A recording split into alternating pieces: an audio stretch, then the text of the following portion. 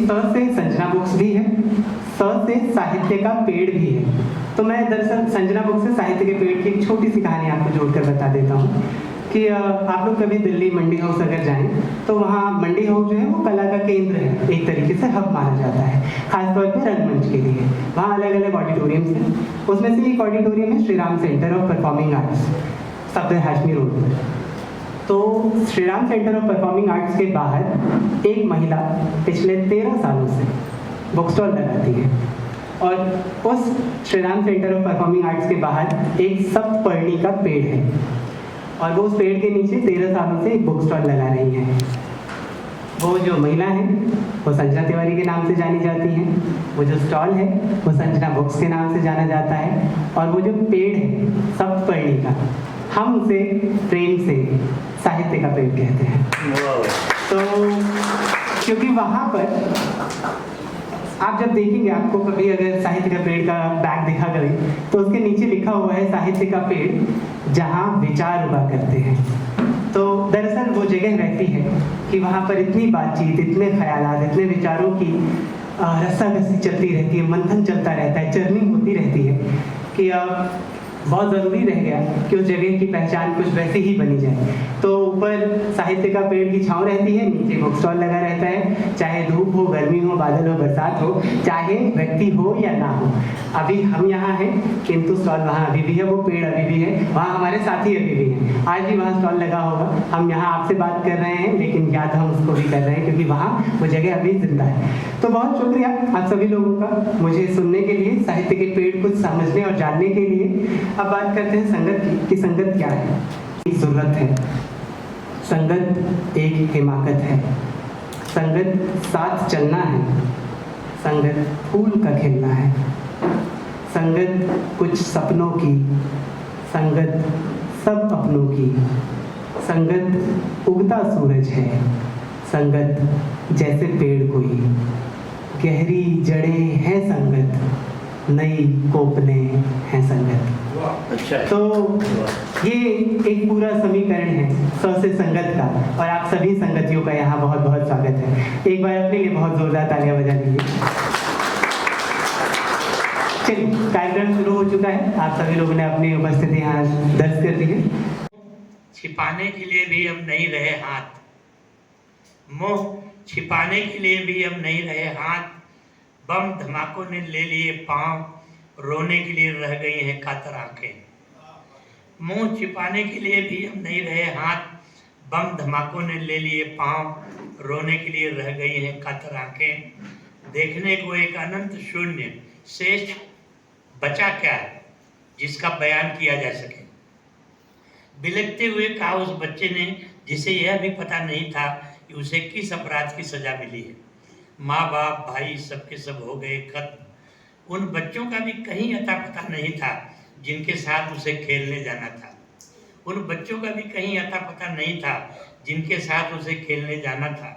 दुनिया में सबसे क्रूर नृशंस लोगों ने बनाए थे उसके इतने बुरे हाल। लोग चिंतित हैं उसके सुनहरे भविष्य के लिए।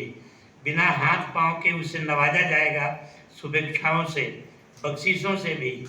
छल छद्म की ये खूबसूरत दुनिया उसका इंतजार कर रही है। हालांकि उसे इंतजार है माँ बाप का, भाई और सभी साथियों का, जिनके बिना उसके लिए बेकार है अब जीना।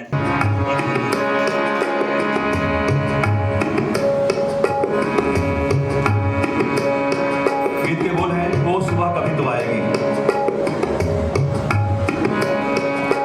वो सुबह कभी तो आएगी, कब आएगी। वो सुबह कभी तो आएगी, कब आएगी। ये रातों लंबी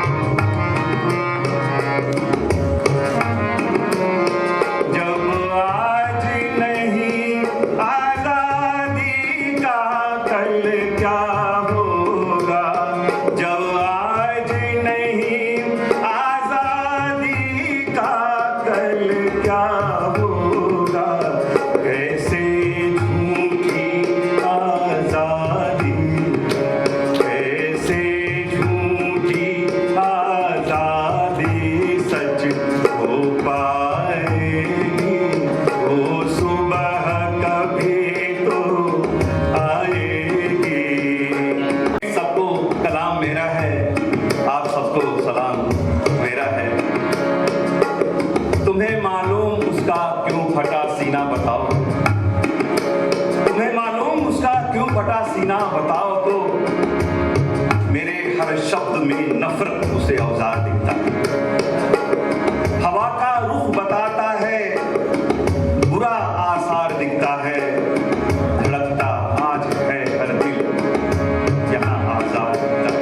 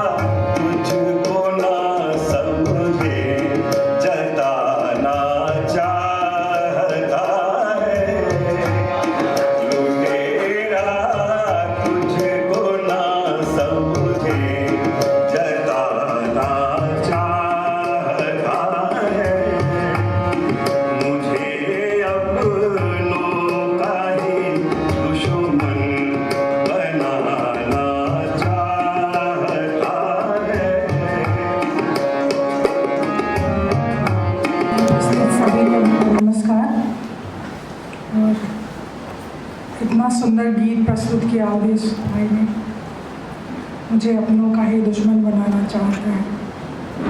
यही समय है, आज ये साफ साफ दिख रहा है देश में।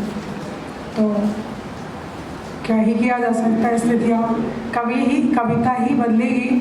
और मैं इस तरह से एक प्रेम कविता से कविता पढ़ना शुरू करती हूँ। कविता का शीर्षक है यहाँ नदी किनारे मेरा घर है, घर की परछाई बनती है नदी में। रोज जाती हूँ सुबह शाम भोर सांझ नहाने गंगा में। गंगा से मांगती हूँ मनौती, एक बार देख पाऊँ तुम्हें फिर, एक बार छू पाऊँ तुम्हें फिर, एक बार पूछ पाऊँ तुमसे कि कभी मेरी सुन आती है।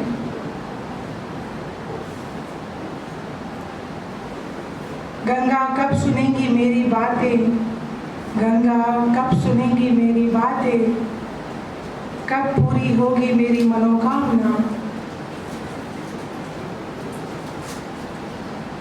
ऐसी कुछ कठिन मांग तो नहीं है सब, यदि कठिन है तो मांगती हूँ कुछ आसान। यदि कठिन है तो मांगती हूँ कुछ आसान, कि किसी जन्म हम तुम एक ही खेत में धूप बनकर उगे। तुम्हारी भी कोई इच्छा हो अधूरी, तुम्हारी भी कोई इच्छा हो अधूरी, तो मैं मांग लूँ गंगा से मनौती, गंगा मेरी सुनती।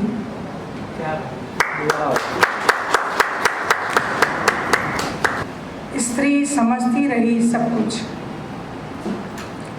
स्त्री समझती रही सब कुछ, स्त्री तुम एक नदी हो, यह कहकर कुछ लोग उसमें नहाते रहे। स्त्री तुम एक घर हो, यह कहकर कुछ लोग उसे उजाड़ते बसाते रहे। स्त्री तुम एक पेड़ हो, यह कहकर कुछ लोग उसके नीचे चाहते रहे। स्त्री तुम एक पूरी धरती हो, स्त्री तुम एक पूरी धरती हो, यह कहकर कुछ लोग उसमें लहलहाते रहे। स्त्री तुम पूरा एक आसमान हो, यह कहकर कुछ लोग उसे आसमान पर चढ़ाते रहे। स्त्री तुम एक आईना हो, स्त्री तुम एक आईना हो, यह कहकर कुछ लोग उसे बार बार देखते रहे। स्त्री तुम सुंदर हो, यह कहकर कुछ लोग उसे निहारते रहे।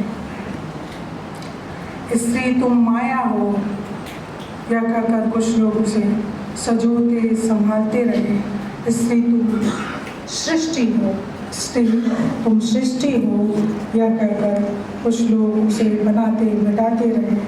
ऐसे ही लाखों लोगों ने लाखों बार लाखों तरीकों से स्त्री को लुभाया, लेकिन स्त्री तो केवल स्त्री थी, यह सब कुछ समझकर टूटती रही, मिटती रही, चुप रही, चलती रही, रोती रही, गाती रही, सोती रही, जागती रही, खुद को भरमाती रही है जानकर कि वह स्त्री है, समाज का आईना, समाज की मर्यादा। वह बूढ़ी और निरक्षर है। घर के भीतर एक छोटे से घेरे में इस पृथ्वी पर वह थोड़ी सी जगह घेरती है। 70 साल की माँ बुढ़ापे में भी खटती अपने 37 साल के बेटे के लिए नाश्ते में बनाती है राई की हरी सब्जी और अंडे की भुजिया। अपने देवताओं से अधिक वह मेरा ख्याल रखती है। मेरा गुस्सा उस पर देवी अनहोनी की तरह गिरता है। उसे नहीं मालूम कोलंबस के बारे में, साहबानो, गोरा देवी और मदर टेरेसा कौन थी, धर्म कैसे बने, उनका प्रयोजन क्या है, कि यह पृथ्वी ब्रह्मांड में तैरता धातुओं का एक ठोस गोला है। कहीं नहीं है उसका स्वर्ग लोक, न कहीं नरक। मरेंगे एक दिन हम भी, जैसे हर जीव मरता है, जैसे उसकी 2 संतानें मरी बचपन में ही। मैंने पढ़ी किताबें और जानने लगा ये बातें। इन्हीं की बदौलत मिली मुझे नौकरी। माँ के लिए मगर सब ईस्ट कृपा थी। उसी का उपकार था कि निरक्षर रहते हुए जन्म सकी वह साक्षर बच्चे। शराबी पति संभालती, बच्चे पालती। वह जंगल से घास और लकड़ी लाई। वो कब उठती थी, सोती कब थी, कोई न जान पाया। आज मुकर्रर है उसके लिए घर का एक कोना, वहीं सजा दिए गए हैं उसके देवतागण। उसका आसमान, सूरज, चांद और तारे सिमट गया है, वहीं जीवन उसका। कितनी हैं बची हुई ऐसी माएँ, लुटाने को रहा जिनके पास सब, शरीर अंतिम सांस तक काम आने को। वे जिन्होंने ककहरा नहीं सीखा ना ABCD, उनके पास खजाने की तरह रहे दाल छोंकने के नुस्खे और एक कलेजा जो बात बात पर फटने को आता रहा। मगर माँ ने टूट चुके दांतों वाले मुख से भी कड़ा अभ्यास करके सीख लिया है शंख बजाना। 3 बरस की पोती के साथ खेलती, टूटी फूटी जैसे भी, आजकल वह सीख रही है ABCD। और मैं आपको बताना चाहूँगा कि मेरी माँ भी 82 ईयर्स की हो गई है और वो उतनी एक्टिव हैं। और मैं उनको 5 उठक बैठक रोज करवाता हूँ, दरवाज़ा पकड़ के, क्योंकि मुझे लगता है मृत्यु हमेशा पैरों से आती है। पैर पहले कमज़ोर पड़ते हैं, इसलिए मैं माँ के पैर कमज़ोर नहीं पड़ने देता। अच्छा, वो भी जो बातें मैं उनको बताता हूँ मेरा कहना मानती है। मतलब जो मैंने कह दिया ये करना है, मैं बहुत सारे प्राणायाम उनसे करवा दूँ और ये बोल के कि बस मैंने कहा है इसलिए करना है।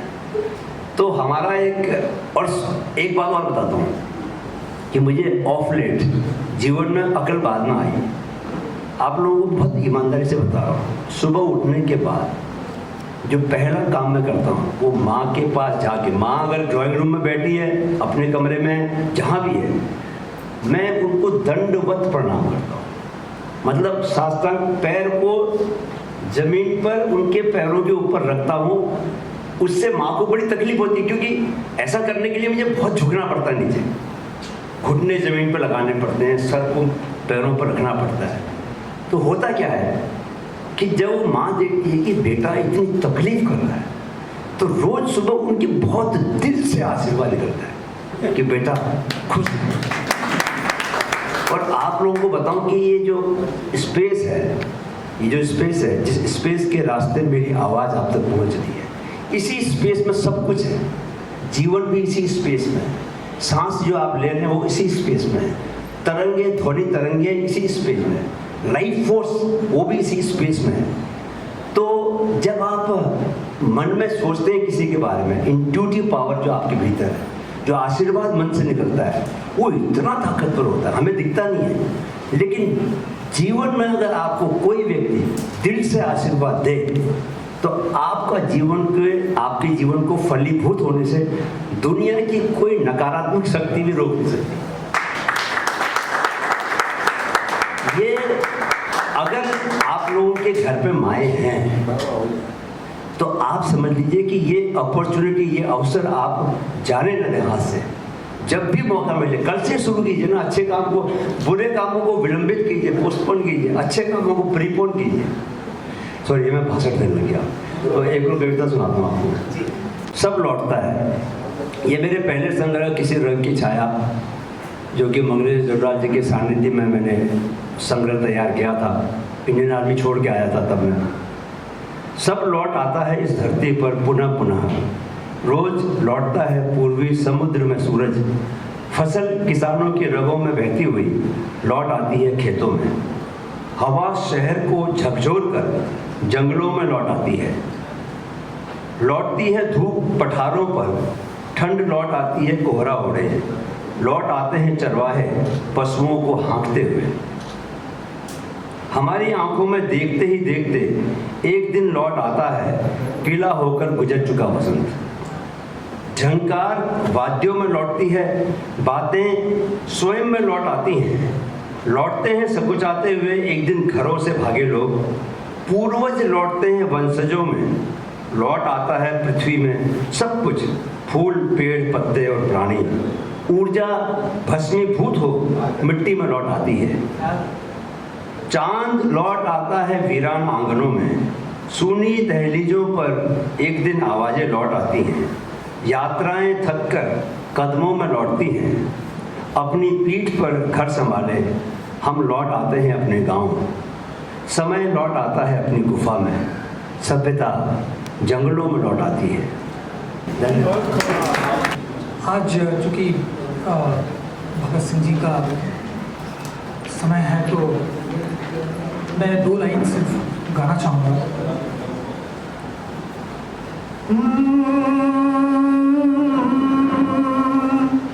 सिहर रहा धरती का मस्तक, सिहर रहा धरती का मस्तक, इसको तिलक लगाए कौन, लाल शहीद हुआ माई का हल्दी रंग चढ़ाए कौन, चीखेगी सदियों तक ममता, चीखेगी सदियों तक ममता, इनकलाब अब लाए कौन, शहीद हुआ वो भगत सिंह था, उसको नमन करें आओ। उड़ै छै कौआ, उड़ै छै चलै छै, सनकिरबा मतलब कॉकरोच, तेलचट्टा। तो चूंटी चलै छै, सनकिरबा चलै छै, चाली ओथबो चलै छै, घोंघा चलै छै। अब एक शब्द है मौगी। मौगी मतलब औरत, स्त्री, लेकिन जो बहुत ही इस तबके में होती हैं उन्हीं को या बहुत ही डेरोगेटरी उसमें कहा जाता है मौगी। तो चिड़ै उड़ै छै, मैना उड़ै छै, तोता उड़ै छै, कौआ उड़ै छै, चूंटी चलै छै, सनकिरबा चलै छै, चाली चलै छै, घोंघा चलै छै, मौगी मौगी तो कहिया चलबे। मौगी के मौगी कहिया तो चलबे, चल गे मौगी चल, उड़ के मौगी उड़। चल गे मौगी चल, उड़ गे मौगी उड़, आसमान से अंतरिक्ष धर, क्षितिज पार संसार सार धर। आसमान से अंतरिक्ष धर, क्षितिज पार संसार सार धर, चल गे मौगी चल, उड़ गे मौगी उड़। तोहर अपन रूप अलग छौ, तुम्हारा अपना रूप अलग है। तोहर अपन रूप अलग छौ, तोहर अपन रौद मतलब धूप तेज। तोहर अपन रूप अलग छौ, तोहर अपन रौद अलग छौ। अपन भूगोल इतिहास गणित के परिभाषा बनबैत चल, चल गे मौगी चल, चल गे मौगी चल, उड़ गे मौगी उड़। ये युद्ध हर जगह लड़े जाते हैं, सीमा पर तो और लड़े ही जा रहे हैं देश देश के बीच में। घरों में बहुत युद्ध होते हैं, स्त्रियों का एक युद्ध है और हमारे समाज में जो आजकल चल रही है उसका एक युद्ध है। हमारे यहाँ एक बड़ा कॉमन नाम है झौली बाबू, झौली। तो झौली बाबू आते हैं, गाय को शीश नवाते हैं, हरी घास अपने हाथों से गौ माता को खिलाते हैं। एक हाथ में कटिया है, कटिया मिट्टी का एक बर्तन होता था जिसमें पहले दूध दुहा जाता था, और डोल बाल्टी जिसमें आजकल दूध दुहा जाता है। तो एक हाथ में कटिया है, एक हाथ में डोल, बछिया की रस्सी को खोल गैया पास ले जाते हैं। दूध की भूखी प्यार में सूखी बछिया दौड़ी आती है, माय के थन से लगकर अपनी भूख बुझाने जाती है। झौली बाबू बड़े ममतमय, बड़े ममतालु हैं। झौली बाबू बड़े ममत में रसिया खींच ले जाते हैं, गैया के सूखे थन पर मोटा सुइया भुकवाते हैं। नारा लगाते झौली बाबू, गाय हमारी माता है, दूध दूहने आता है। भर गया कटिया भर गया डोल, भर गया कटिया भर गया डोल, ताजे दूध का मोल अनमोल। सेवा का ही नारा है, सेवा का ही नारा है। गांव में दूध बेचारा है, शहर में अच्छे दाम है मिलते, शहर में अच्छे काम है मिलते। इनकलाब का नारा है, गौ रक्षा सुख सारा है। बूढ़ी हो गई माता है, दूध दूहने आता है। झौली बाबू बड़े मगन हैं, झौली बाबू बड़े मगन हैं, बेटी का तो बड़ा सगुन है। अपनी बेटी कोख न भाए, गौ की बछिया बड़का थन है। झौली बाबू बड़े मगन हैं, बेटी का तो बड़ा सगुन है। अपनी बेटी कोख न भाए, गौ की बछिया बड़का धन है। बूढ़ी मैया गई वध खाने, बूढ़ी मैया गई वध खाने, बछिया राम खिलावन है। 12 मास चारों दिशाएं बछिया सूखा जलावन है। बहुत झौली बाबू भजन है गाते, गंगा मैया सब दोहराते। गाय हमारी माता है, दूध दूहने आता है। वध खाने से मैया बोली, वध खाने से मैया बोली, ले लो चमड़ी भर भर झोली। वध खाने से मैया बोली, ले लो चमड़ी भर भर झोली। दूध चाहे तुम जितना ले लो, दूध चाहे तुम जितना ले लो, बछिया को ना खींचो ठेलो। मेरे पास ही रहने दो, मुँह ही मेरा चाटने दो। उसकी ममता में भारी थन, देगा दूध झमाझम झमझम। बिन सुइया थन से धार बहेगी, सुरसरी लाज में पानी भरेगी। बछिया मेरी बकस दो भाई, बिटिया को उसकी दे दो माई। झौली बाबू हंसते रहते, झौली बाबू हंसते रहते बिना तार सुर गाते रहते, झौली बाबू हंसते रहते बिना तान सुर गाते रहते। गाय हमारी माता है दूध दूहने आता है, गाय हमारी माता है दूध दूहने करती है। इस कविता का एक बहुत छोटा सा बैकग्राउंड है कि बांग्लादेश में एक नदी बहती है, आंचलिक नदी है वहाँ की, करतोया। उसकी कहानियाँ भारतीय मैथोलॉजी में ये है कि विवाह के बाद जब महादेव पार्वती को लेके जा रहे थे तो रास्ते में कहीं रात हुई। उस रात में महादेव ने पार्वती का हाथ पकड़ा तो पार्वती में एक भाव उपजा जिसकी वजह से वो पसीने से तरबतर हो गई, और जो हथेली से पसीना निकला उससे ये नदी निकली जिसका नाम हुआ करतोया। उस पर एक छोटी सी कविता है। अघोरी शिव ने गहरे अंधकार में उदास पार्वती का हाथ पकड़ा, छूने से टूट गया अभूला नौ दंपति का। शिव द्वारा पाणी ग्रहण करने से कंपित हुई पर्वत तनया पार्वती, उनका मन पसीज गया, भीग गए गात भीग गया माथ, भीग गए दोनों हाथ पाकर शिव का सांत। पार्वती की गदोरी से छूटकर बह गई पसीने की बूंदें, मिलकर आगे नदी हो गई। उस अंधियारी उदासी में हाथ थामे खड़े रहे अविचल हर, अकंप खड़ी रही गौरी। कहते हैं पौराणिक, कहते हैं विज्ञ, स्नेह से छूना भी नदी कर देना होता है, स्नेह से छूना भी नदी कर देना होता है। एक पर्वत सी कठोर स्त्री को जल में ढाल देना होता है, कहते हैं पौराणिक।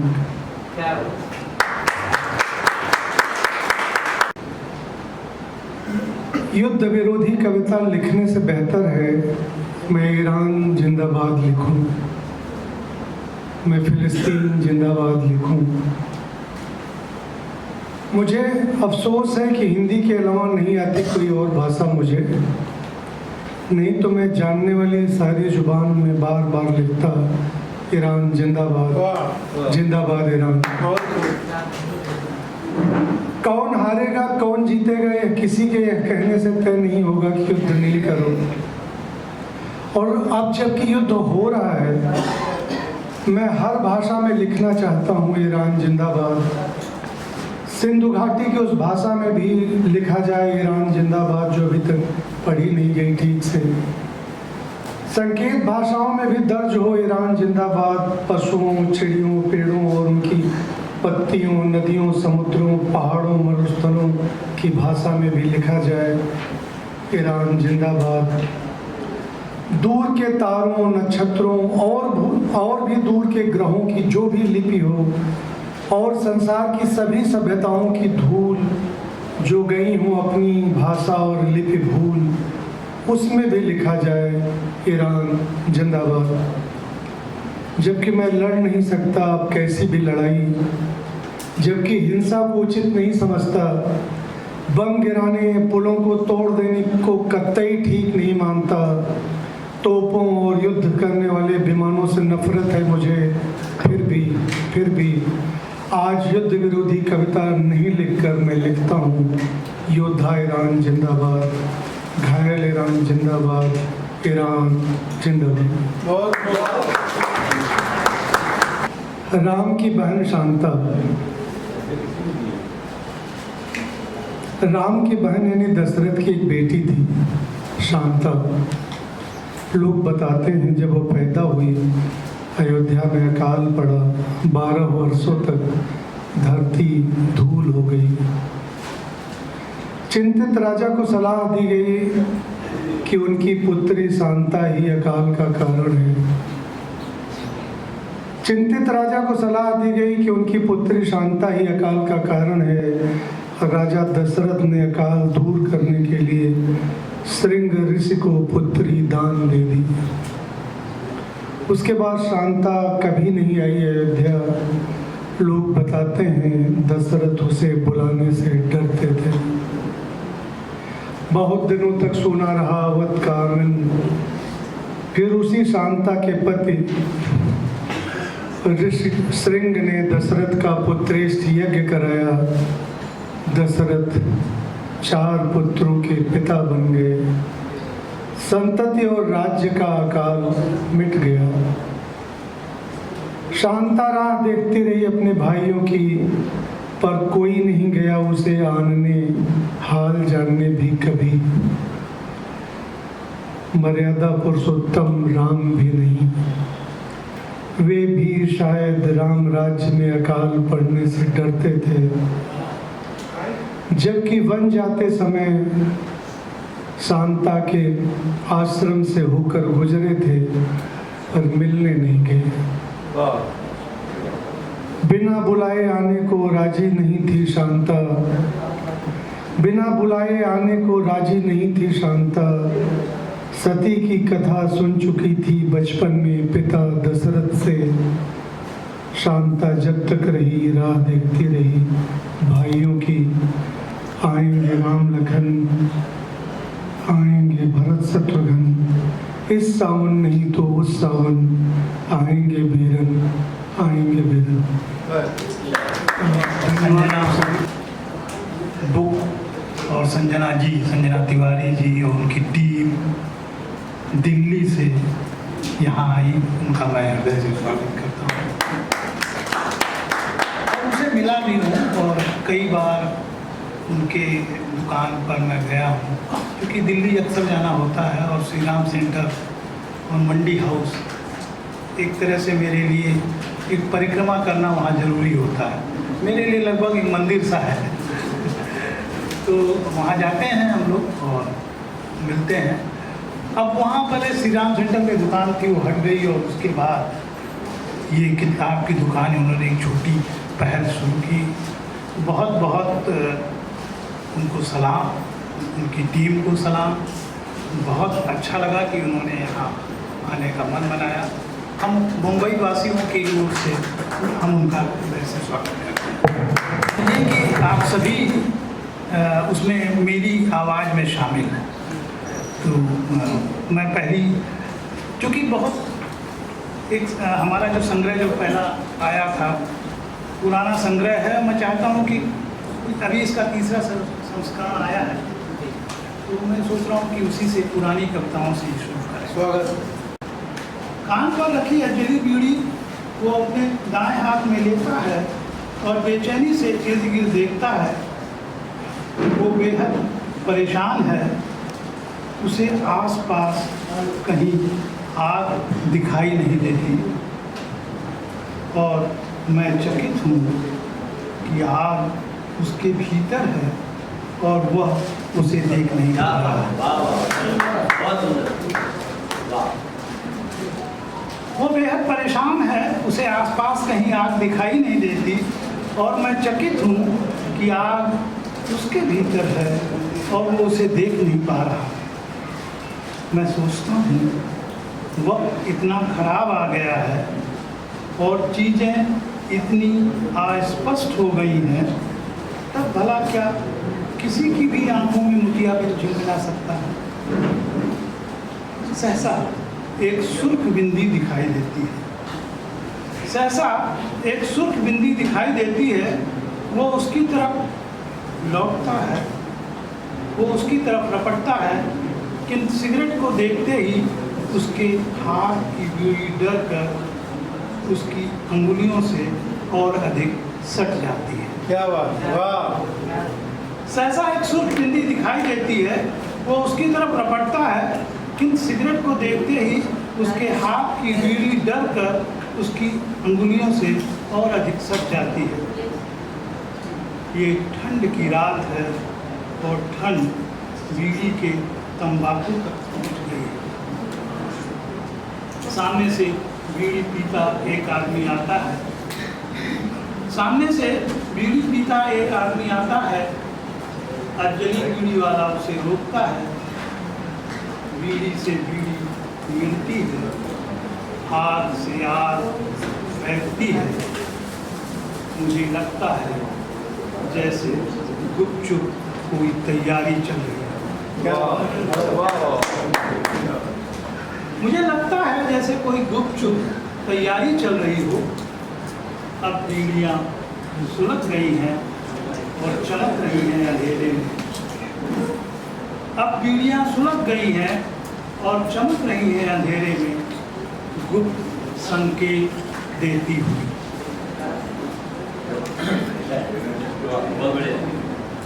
दीवार खड़ी कर सकता है, शहर में दंगा करा सकता है, फिजूल की लंतरानियों की ओट में आपकी तकलीफ और अन्याय छिपा सकता है।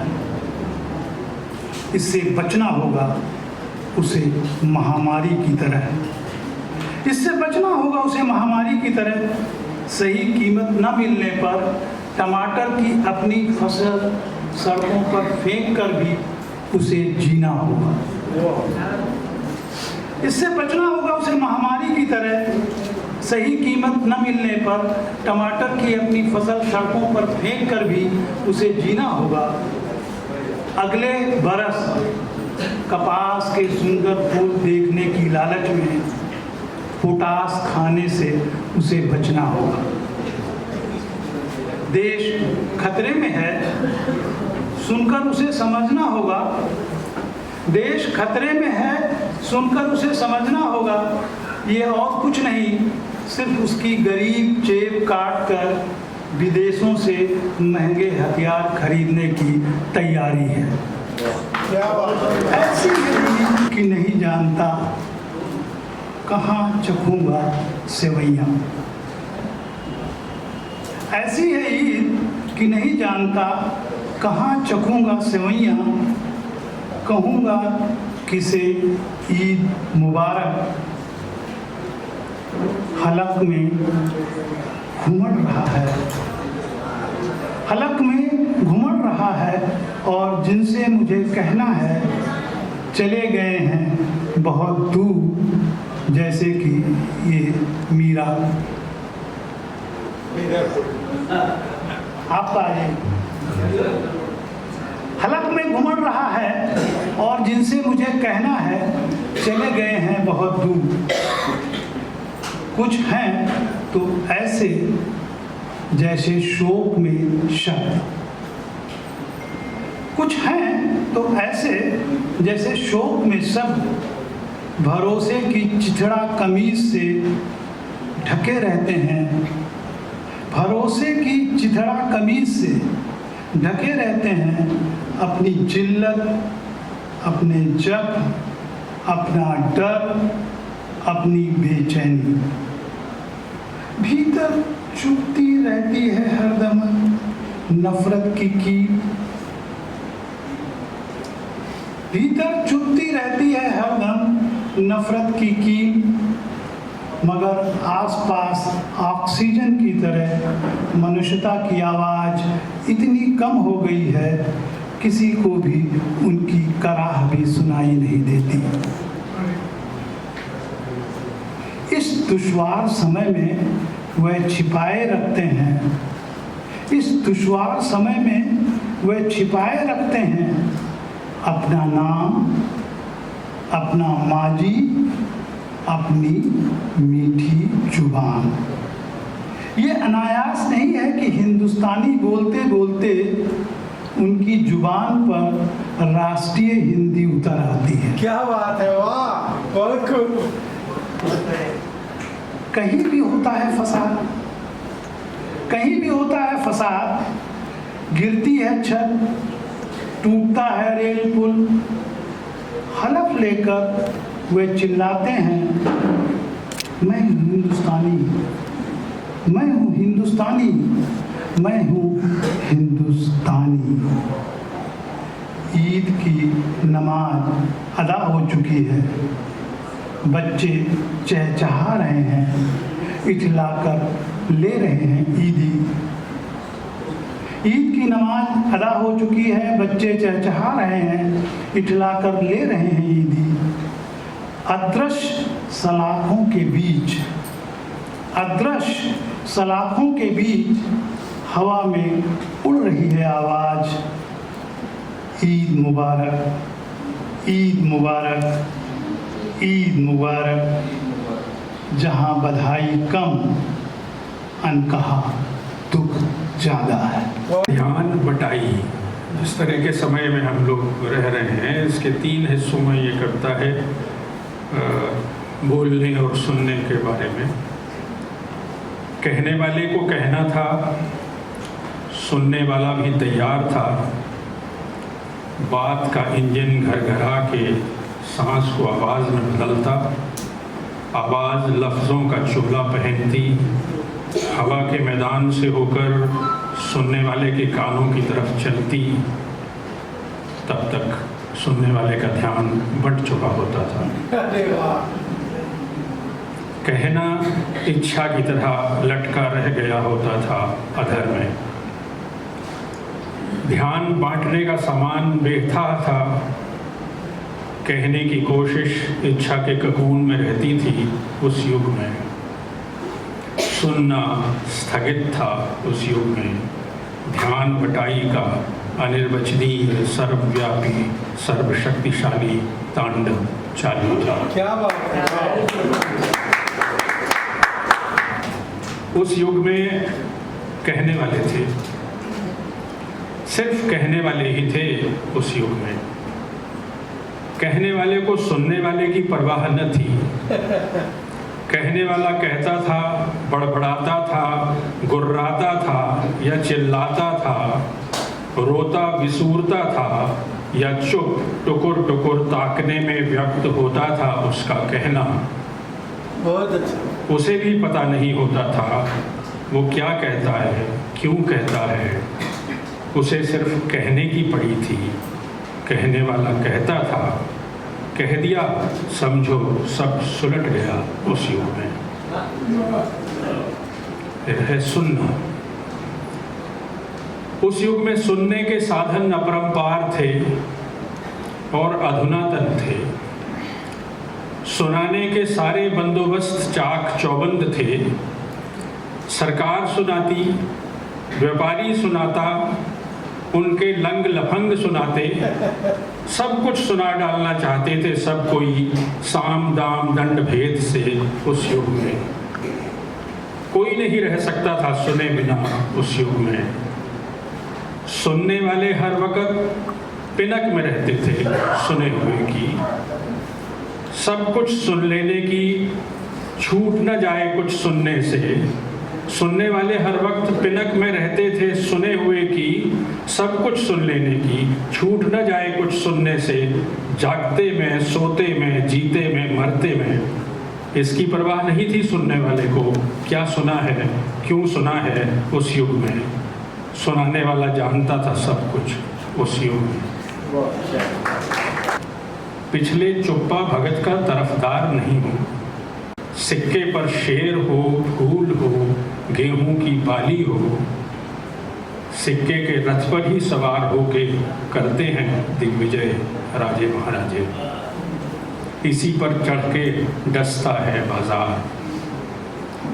राजाओं और उनके छोट भैयों की चाल ढाल और खाल खुर्राट सपने में भी दहलाती है। जनता मरगिल्ली लाइन में लग जाती है चुपचाप। स्वच्छता अभियान है, डंडे पर लहराते ध्वज को सलाम है, होठों पर राष्ट्रगान है, भीतर ढिंचक ढिंचक नाचता मेरा राष्ट्र महान है। कबूतरों का एक जोड़ा रहता है, दिन रात लगा रहता है आपस में ही गुटरंगू गुटरंगू। हर घर में कबूतरों का एक जोड़ा रहता है, खुजलाता सहलाता बहलाता आपस में ही। घर एक खिड़की, सारी दुनिया खुली खुली, सारी दुनिया मुट्ठी में, वे आपस में गुटरंगू गुटरंगू। देश जले प्रदेश जले, हम तो हैं भले भले। गुस्सा है, धमकी है, हत्या है, आस्था है, नशा है, नकार है। सारी दुनिया उधड़ी उजड़ी, हमको क्या, हम तो हैं। रुमाल रखा है, बहुत गंदा एक रुमाल रखा है, मैंने बरसों से संभाल रखा है। बहुत गंदा एक रुमाल रखा है, मैंने बरसों से संभाल रखा है। मेरी पिता की यादें हैं उसमें, मेरे पिता का हाल रखा है। बहुत गंदा एक रुमाल रखा है, मैंने बरसों से संभाल रखा है। मेरे पिता की यादें हैं उसमें, मेरे पिता का हाल रखा है। और कितने दिन का बचा है सफ़र, और कितने दिन का बचा है सफ़र, एक जूते पर थका सवाल रखा है। मैंने क्यों बेच दिया मुखौटा अपना, खूंटी पर कई दिनों से मलाल रखा है। जब वो आता है तो हिलती है दुम, टपकती है लाल। जब वो आता है तो हिलती है दुम, टपकती है लाल। आप तो फिर भी आप हैं, मालिक ने आप जैसा एक कुत्ता पाल रखा है। और जिन्होंने किए सवाल खड़े वो उजड़ गए, जिन्होंने किए सवाल खड़े वो उजड़ गए। गुणगान करने वालों को साहिब ने बहाल रखा है। बहुत गंदा एक रुमाल रखा है, मैंने बरसों से संभाल रखा है। खबरदार जो मेरे घर में घुसे तो, खबरदार जो मेरे घर में घुसे तो, बुझी हुई है तो क्या, मेरे हाथों में मशाल रखा है। खबरदार जो मेरे घर में घुसे तो, बुझी हुई है तो क्या, मेरे हाथों में मशाल रखा है। बहुत गंदा एक रुमाल रखा है, मैंने बरसों से संभाल रखा है। एक किनारा है जो किनारे ठहर कर भागती नदी को देख रहा है, देख रहा है। यूँ होगा कि एक बार अचानक टूट कर कूद पड़ेगा रास्ते में, और थामते हुए नदी का हाथ पूछ ही लेगा, और कितना भागोगी, थकती नहीं, रुक क्यों नहीं जाती। इतना सुनते ही नदी मारेगी एक उफान, और हिलोड़ते हुए ले जाएगी अपने संग किनारा जो कूद पड़ा था नदी के रास्ते में। लिए जाएगी दूर बीहड़ वीराने में, और न जाने कहाँ छोड़ेगी। क्या पता एक किनारे को किस किनारे से जुड़ेगी। अस्तित्व की इतनी ही पहचान है, किसी में मिला है कोई, कोई किसी में मिला है।